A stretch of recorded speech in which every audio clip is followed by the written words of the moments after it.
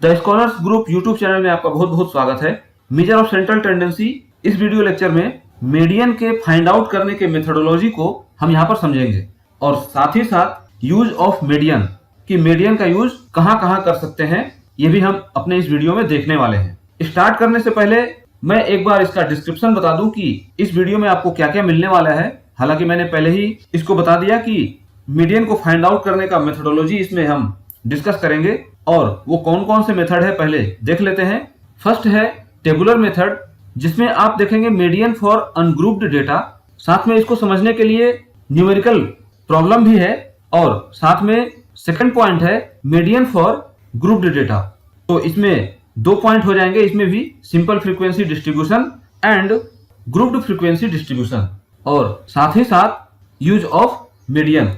तो यहाँ पर आप कई सारे मेथड्स देखने और समझने वाले हैं, जिसमें मीडियन को फाइंड आउट करने का जो मेथड है वो मैं डिस्कस करूंगा। How many types of those methodologies that could be applied for a particular type of data for finding out median, ये भी आप समझेंगे और साथ में यूज ऑफ मीडियन। तो चलिए स्टार्ट करते हैं और सबसे पहले समझते हैं कि मीडियन होता क्या है।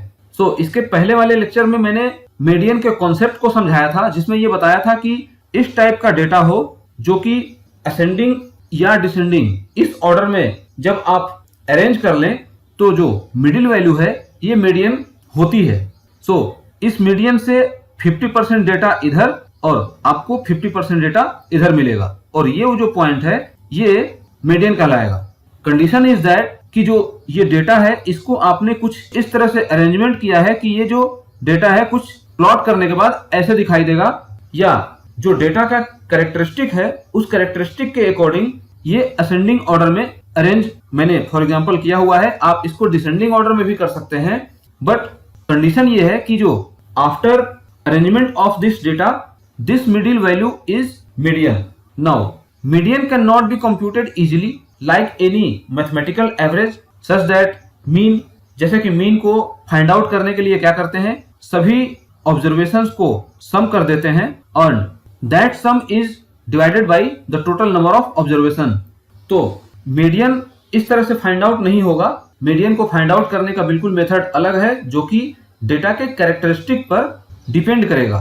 The value of median can be determined either by tabular और ग्राफिकल मेथड। तो टेबुलर मेथड से भी फाइंड आउट कर सकते हैं और ग्राफिकल मेथड से भी। इस सेक्शन में हम ग्राफिकल मेथड को डिस्कशन अभी नहीं करेंगे, इसके लिए हम इसके आगे के लेक्चर को प्रिपेयर करेंगे। फिलहाल मैंने जो पहले ही बताया कि टेबुलर मेथोडोलॉजी, जिसमें median for ungrouped data and median for frequency data, इसको हम यूज करेंगे and finally use of median. तो टेबुलर डेटा में क्या होता है, ये टेबुलर मेथड दो पार्ट में डिवाइडेड है। फर्स्ट पार्ट है मीडियन फॉर अनग्रुप्ड डेटा। तो अनग्रुप्ड डेटा का मतलब ये है कि कोई भी टाइप का डेटा दिया हो जिसमें कोई भी ग्रुपिंग ना हो, जिसकी कोई भी फ्रीक्वेंसी ना हो। So that type of data is called ungrouped data, and in this case all these data are arranged in ascending or descending order and after that the median can be obtained. Now let x1, x2, xn all these n observations are arranged in ascending or descending order of their magnitude. Now consider that the observations are arranged in ascending order. Definition में क्या होता है कि ascending या descending इन दोनों type के word को हम यूज करते हैं, बट प्रैक्टिकल एग्जांपल में या प्रैक्टिकल सिचुएशन में हम किसी एक टर्म्स को ही लेके चलते हैं, या तो असेंडिंग या डिसेंडिंग। तो हमने यहाँ पर इस डेटा को अरेंज किया है असेंडिंग ऑर्डर में, so that x1 is less than और equal to x2, this is less than और equal to x3 and proceeding in this way the previous data is less than और equal to xn। तो ये x1, x2, x3, xn ये क्या है जो कि ब्रैकेट में यहां पर दिखाया गया है।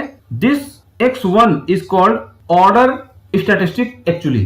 तो ये जो x1 है ये कैसे फाइंड आउट होगा, इन सभी में जो मिनिमम वैल्यू है वो x1 कहलाएगा। सिमिलरली ये x2 क्या होगा, after choosing this minimum value x2 will be the next minimum of this data. Similarly, x3 is the next minimum of this data and finally जो मैक्सिमम वैल्यू मिलेगा वो xn होगा, that is called maximum of x1, x2, x3 and xn। अभी जब हम इसके example को explain करेंगे तो ये जो मिनिमम एंड मैक्सिमम का क्राइटेरिया है वो आपको समझ में आ जाएगा। फिलहाल अभी आपने इस डेफिनेशन को अरेंज कर लिया है and after that we will define the formula.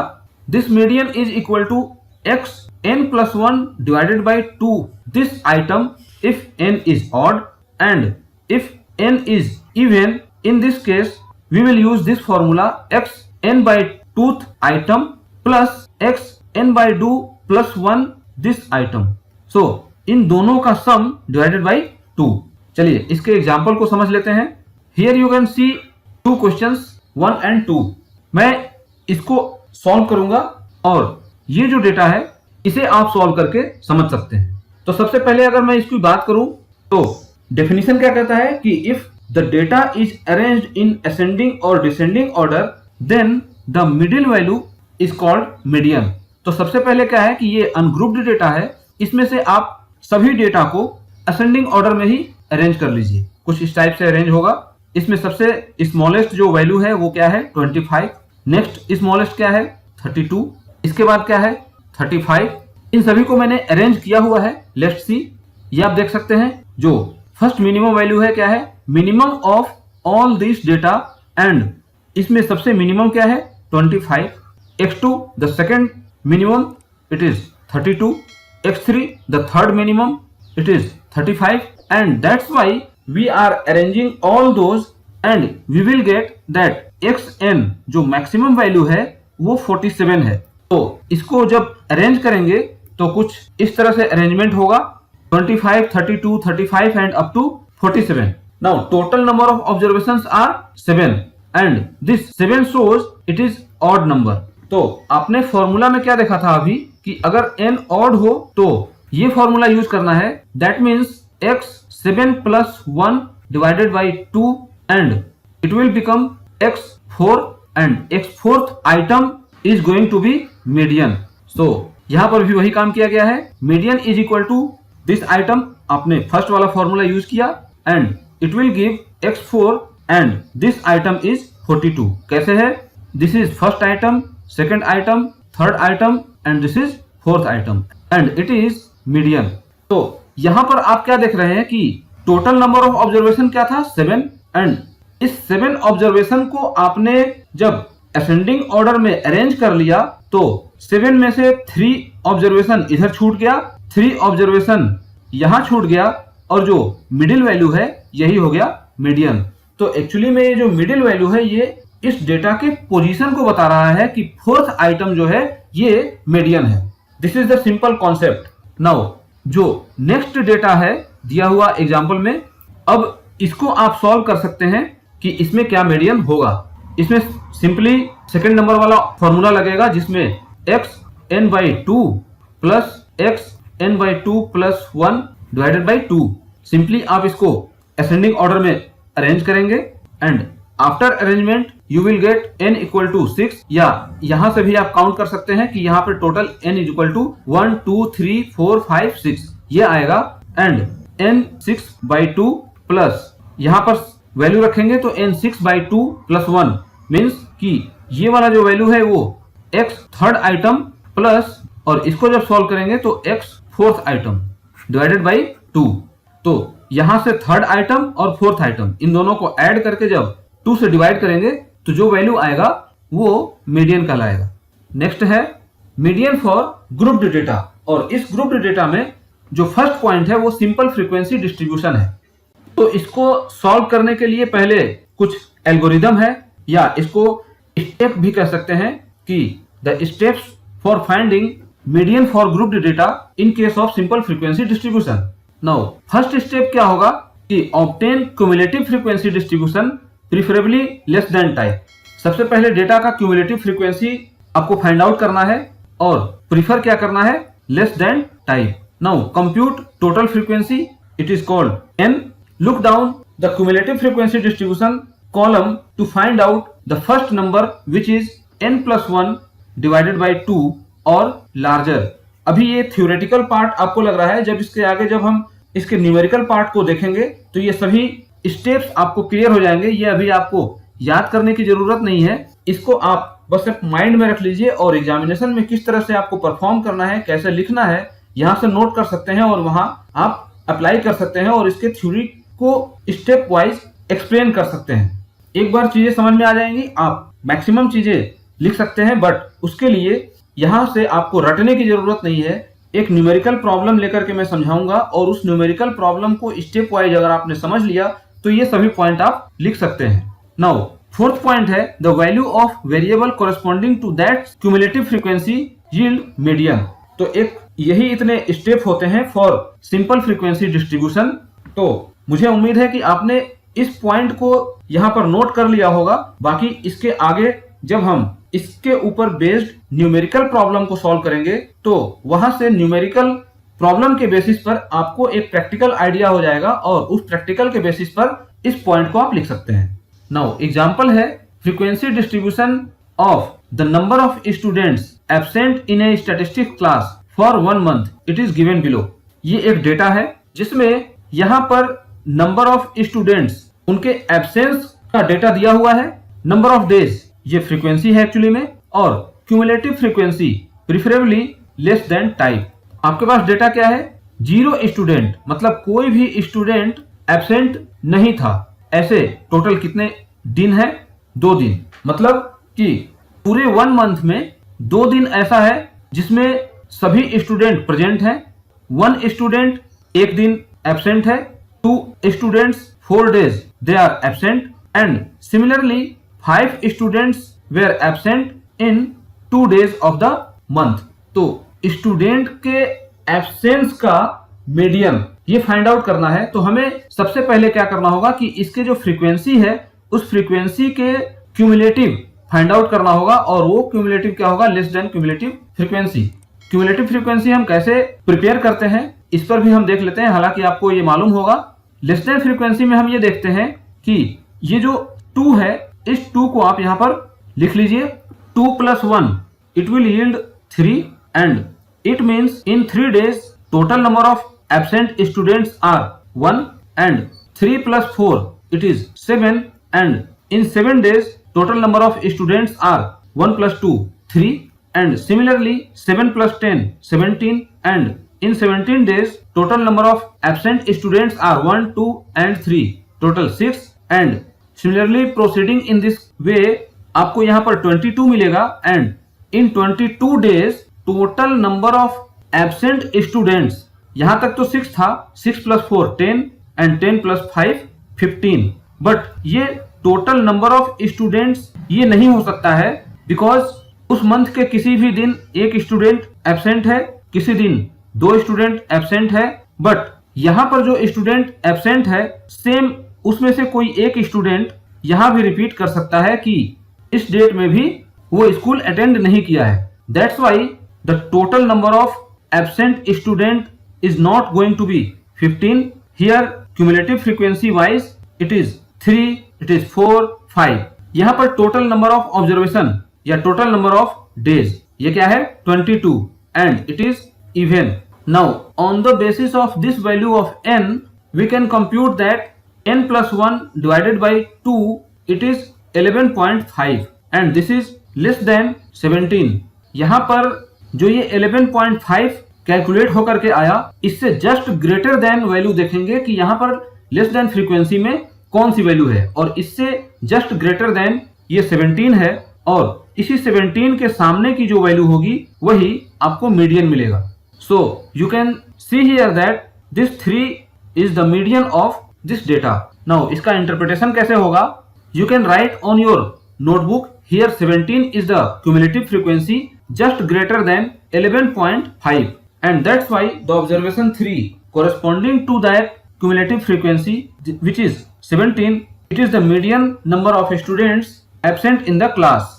Now median for grouped frequency distribution, ये भी एक इंपॉर्टेंट कॉन्सेप्ट है जिसमें अगर कोई डेटा ऐसा दिया हुआ हो जिसमें उस डेटा की फ्रीक्वेंसी भी हो तो उस केस में फॉर्मूला हम अलग यूज करेंगे। वो फॉर्मूला आप यहाँ पर देख रहे हैं, median is equal to 1 + h divided by f in bracket n/2 - c, where c is cumulative frequency. Now when data are grouped into continuous classes, the appropriate position of the median can be found by using an interpolation process. We use the formula for obtaining median, it is in equation number 1। तो सबसे पहला इसका condition क्या है कि grouped frequency distribution के case में जो डेटा है वो कंटिन्यूअस क्लासेस के रूप में होना चाहिए। फर्स्ट इसका ये कॉन्सेप्ट है कि जो डेटा है वो कंटिन्यूअस क्लास के रूप में होना चाहिए।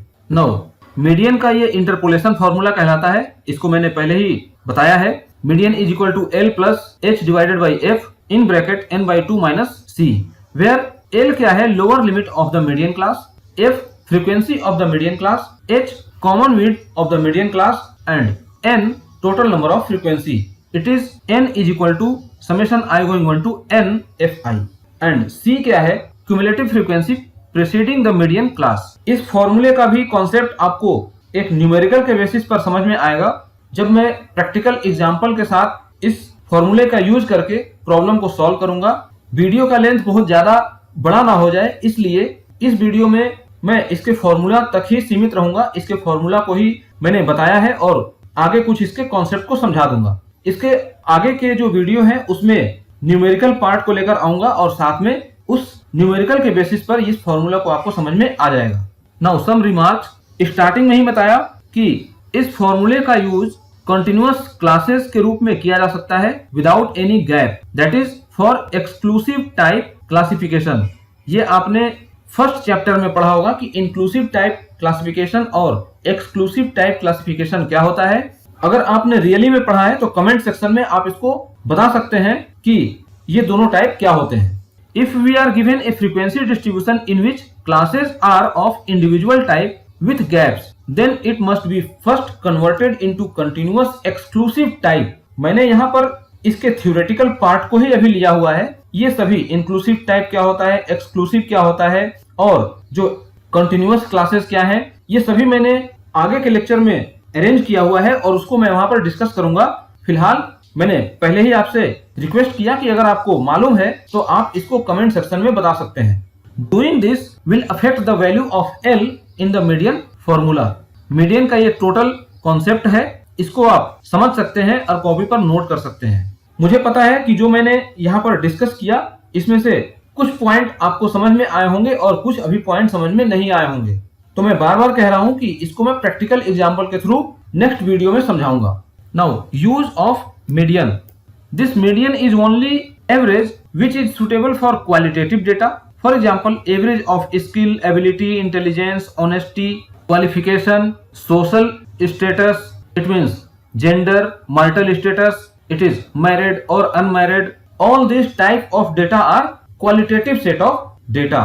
तो इन सभी में हम median का ही यूज करते हैं और उसके सेंट्रल वैल्यू को फाइंड आउट करने के लिए उसके क्वालिटी के अकॉर्डिंग डेटा को अरेंज करते हैं and after that we will get median.